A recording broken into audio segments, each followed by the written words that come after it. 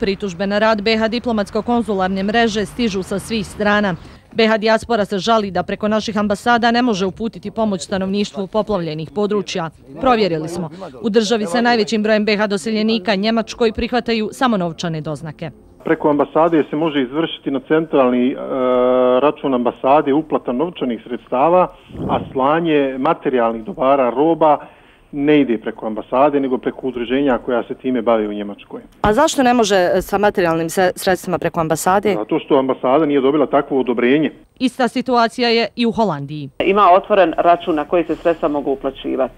Znači, to mogu da pogledaju taj račun, a što se tiče dostave stvari, mi lično nemamo niti transport, niti mi dostavljamo kao ambasada, ali imamo udruženja. Za razliku od naše srbijanska ambasada u Holandiji uz novčane donacije na poseban račun na koje se ne naplaćuje provizija, prihvata i humanitarne pošiljke. Tako da smo mi sklopili dogovor sa nacionalnim avioprevoznikom Air Srbijom.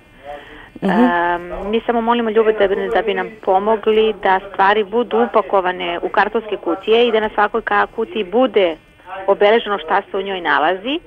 Mi onda samo lepimo naše nalepnice na to i šaljemo na aerodrom. Kako kažem, to niko ovdje ni ne otvara pod uslovom da je spakovano tako kako treba i da se drži instrukcija sa websajta šta sme da se šalje avionama, šta ne sme. Ono što ne sme, nažalost, morat će kamiona.